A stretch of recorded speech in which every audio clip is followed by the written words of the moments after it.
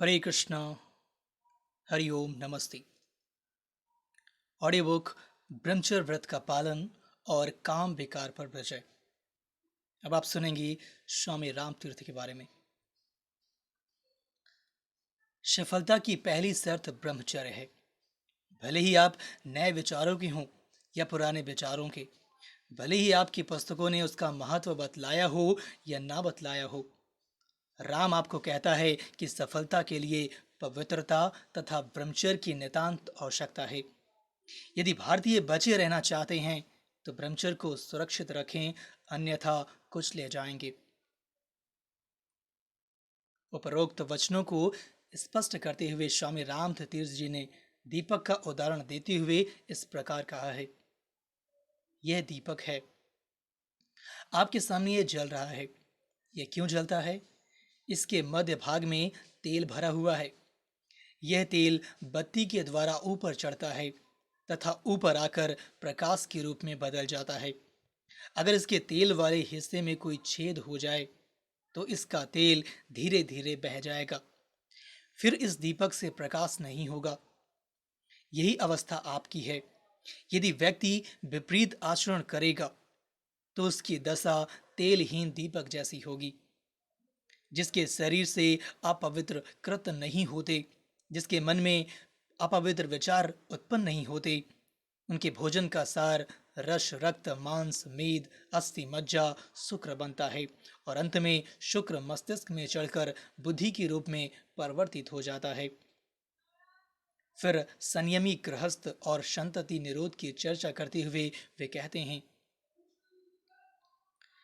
यदि जनसंख्या की समस्या सुलझाए बिना छोड़ दी जाती है तो राष्ट्रीय एकता की सारी बातें और आपसी मेलजोल के सभी नारे कल्पना के महल सिद्ध होंगे। हमें इस कठिन पहेली को अवश्य सुलझाना होगा, अन्यथा हम मर जाएंगे। आगे संयम की चर्चा करते हुए उन्होंने कहा है, एक समय था जब अधिक संतान होना वरदान समझा जाता था, परंतु वे समय अब बीत गए। अब तो बिल्कुल विपरीत स्थिति हो गई है और अधिक भीड़ वाली जनसंख्या को देखते हुए बड़ा परिवार होना एक शाप हो गया है। विचारहीन व्यक्ति जो अभी बचकाना विचार से चिपटा हुआ है कि मृत्यु के बाद स्वर्ग में उसका स्थान तभी सुरक्षित रह सकता है यदि उसके काफी बच्चे हों, उस व्यक्ति को अब अपनी आंखें खोलनी चाहिए और देखना चाहिए कि यहाँ तक कि मृत्यु से पूर्व ही वह अपने घर को नरक बना रहा है, क्योंकि आधुनिक भारत में वे अधिक संतान उत्पन्न कर रहा है। हमें अपने देश से इस सबसे बड़े बर्बाद करने वाले सिद्धांत को सर्वथा दूर कर देना चाहिए, जो अब तक हमें अपने प्रवाह में बहाता रहा है। विवाह करो, अज्ञान से संतान की खूब वृद्धि करो और बंधन में मर जाओ। अब हम अपने पिछड़ेपन के लिए मुसलमान शासकों को दोष देते हैं, फिर हम ब्रिटिश सरकार पर दोष लगाते हैं, इसके बाद हम भारतीय धर्मों को इसके लिए उत्तरदायी बनाते हैं। इसके उपरांत हम शिक्षा प्रणाली पर दोषारोपण करते हैं। इस प्रकार की आलोचना में शायद हम कुछ हद तक तो ठीक भी हो सकते हैं, परंतु वास्तविक दोष हमारी अपनी अपवित्रता है जो विश्व के सबसे पवित्र संबंधों को भी दोषपूर्ण बना देती है।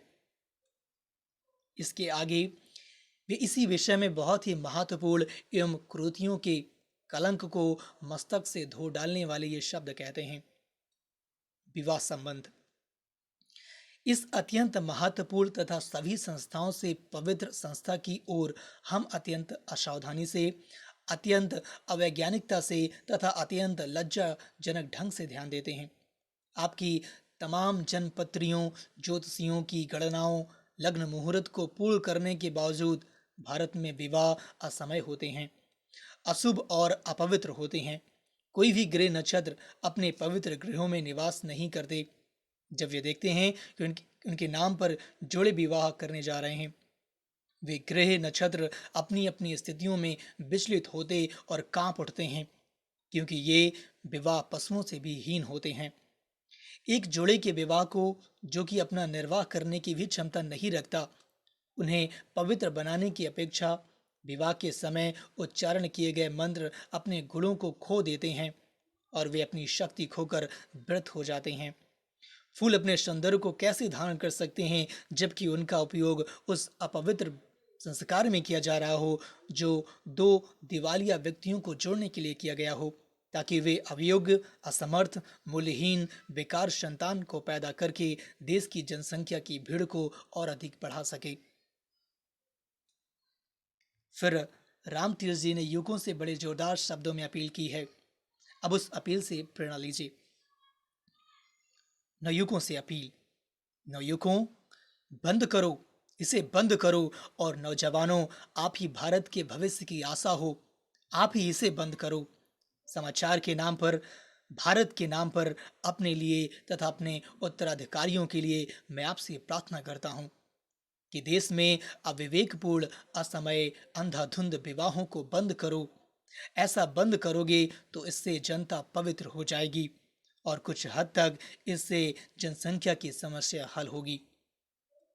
मान लीजिए कि यह सुझाव अस्वाभाविक है, कुदरत के खिलाफ है, परंतु यदि ऐसा सोचकर आप अंधाधुंध विवाहों को और अविवेकपूर्ण संतान उत्पत्ति को जारी रखेंगे तो आपको अकाल और मृत्यु का शिकार होने के रूप में दंड मिलेगा। ये कोई अत्युक्ति नहीं है, ये एक कठोरतम सत्य और क्रूर वास्तविकता है। पुनः पवित्रता के महत्व को जतलाते हुए तथा काम विकार की निंदा करते हुए वे कहते हैं। हर्बर्ट स्पेंसर ने अपने शरीर विज्ञान के सिद्धांत में दिखलाया है कि ऊंचे दर्जे के मानसिक विकास में संतान उत्पन्न करने की शक्ति कम हो जाती है। हम कब तक इतने नीचे गिरते रहेंगे और पशुओं की तरह संतान पैदा करते रहेंगे? हमारे अपने शास्त्रों के अनुसार भी ब्रह्मचर्य की बड़ी महिमा कही गई है। शास्त्र इसकी महिमा करते नहीं थकते। पवित्रता के बिना मनुष्य में ना तो शारीरिक शक्ति हो सकती है और ना आध्यात्मिक शक्ति। आपको काम संभोग संबंधी इच्छा को वश करना ही होगा। जो पाश्विक इच्छा को वश में नहीं कर सकता वह मूर्ख है। पाश्विक विश्लेषण यह बतलाता है कि काम वासना की इच्छा नीचे दर्जे की इच्छा है। मानव को पशुओं की अपेक्षा ऊंचा समझा जाता है, परंतु इसी परिमाण में, जहां तक कि वह विवेक द्वारा अपनी वासनाओं को वश में रख सके। परंतु जो मनुष्य पशुओं के समान नीच हो, जो अंधाधुंध संतान पैदा करता जाए, वह तो पशु से भी नीचे गिर जाता है। पवित्रता पवित्रता संगीनों के जोर से आपको पवित्रता की रक्षा करनी होगी, नहीं तो विकास के संघर्ष का निर्दय चक्र आपको कुचल देगा। आज आपकी आशा का आधार एकमात्र पवित्रता ही है। हे भारत के लोगों, यदि आप में संयम का अभाव रहा तो आप जीवित नहीं रह सकते। ये कहना आपको कठोर लगता होगा, परंतु आपको संयम, इंद्रिय निग्रह अपनाना ही होगा। आपको अपने शरीर के लिए, आपको अपने मस्तिष्क के लिए, आपको अपने धर्म के लिए, इस संसार के लिए और परलोक के लिए आपको पूर्णतः पवित्र आचरण वाला बनना होगा। हरिओम। अब किंचित यह जान लीजिए कि आर्य समाज के संस्थापक स्वामी दयानंद जी ने ब्रह्मचर्य पालन के विषय में क्या कहा है। आइए सुनते हैं स्वामी दयानंद जी के बारे में। स्वामी दयानंद जी की जीवन कहानी में स्वामी सत्यानंद जी ने वैराग्यवान दयानंद के बारे में लिखा है कि इतिहास में अनेक उदाहरण हैं जहां दयानंद जैसे वैराग्यवान वीरों को स्नेह बंधन में बांधने के लिए बंधु वर्ग विवाह श्रृंखला को सर्वोत्तम समझते हैं। इस परंपरा प्राप्त पद्धति पर दयानंद जी के माता पिता आरूढ़ हो गए और लगी शीघ्रता से उनके विवाह का उद्योग करने। उन्होंने स्थिर कर लिया कि 20वें वर्ष में ही पुत्र का विवाह कर दिया जाएगा। दयानंद जी ने सोचा कि उन्हें सदा के लिए जकड़ने के निमित्त ये कड़ी जंजीर तैयार की जा रही है, इसलिए उन्होंने अपने मित्रों द्वारा इसका घोर विरोध किया और पिता से निवेदन किया कि वे उन्हें विद्या अध्ययन के लिए काशी भेज दें। परंतु उनके माता पिता ने स्पष्ट कह दिया कि तुम्हारे काशी गमन में गृह त्याग की झलक है, अब हम तो तुम्हारा विवाह करके रहेंगे। दयानंद जी के बहुत आग्रह करने पर उन्हें पास के किसी गांव में एक विद्वान के पास भेज दिया गया। परंतु जब एक बार उनके गुरु ने भी विवाह करने की बात की तो दयानंद जी ने उसे भी बताया कि मेरे मन में विवाह के लिए बहुत घृणा है। जीवन कहानी में लिखा है, दयानंद जी के मन में जो वैराग्य समाया हुआ था उसमें उनके साथ कोई इष्ट मित्र सम्मिलित न था। सब उनके विवाह के पोषक थे। अतः उन्होंने उन्होंने सोचा कि यदि मैं घर में रहूं तो माता पिता तो विवाह किए बिना रुकेंगे नहीं। ये जितने लोग मेरे विवाह के बंधन बांध रहे हैं, ये मेरा ब्रह्मचर्य व्रत भंग करना चाहते हैं, मेरा भविष्य बिगाड़ना चाहते हैं। अतः कोई 22 वर्ष की आयु में वे घर से निकल गए। आखिर सिद्धपुर के मेले में उनके पिताजी 4 सिपाहियों के साथ आए और उन्होंने दयानंद जी को एक शिवालय में बैठे पा लिया। पिताजी ने क्रोध में आकर दयानंद जी को बहुत डांटा डपटा। उन्होंने यह भी कहा कि तूने सदैव के लिए हमारे वंश को दूषित कर दिया है, तू हमारे कुल को कलंक लगाने वाला जन्मा है। अपने पिता के आवेश से बचने के लिए दयानंद जी ने एक बहाना बनाया। अपने आसन से उठकर पिता के दोनों चरण पकड़कर वो बोले, मैंने गृह त्याग तो धूर्त लोगों के बहकाने से किया है। मैं अपने कर्म का पर्याप्त फल पा चुका हूँ। मैंने दुख उठाए हैं, मुझे क्षमा कीजिए। परंतु पिताजी ने उन पर पहरा लगाए रखा। वो भी तीसरे दिन जब पहरेदार गहरी नींद में थे।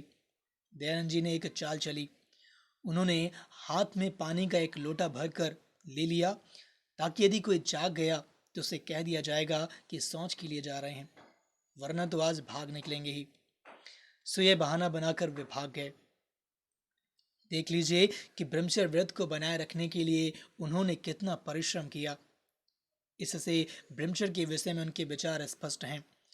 फिर उन्होंने सत्यार्थ प्रकाश में भी तृतीय शमोल्लास में ब्रह्मचर्य के विषय में अपने विचार व्यक्त करते हुए स्पष्ट कहा है कि जो विवाह करना ही न चाहे वे मरण पर्यंत ब्रह्मचारी रहते हों तो भले ही रहें।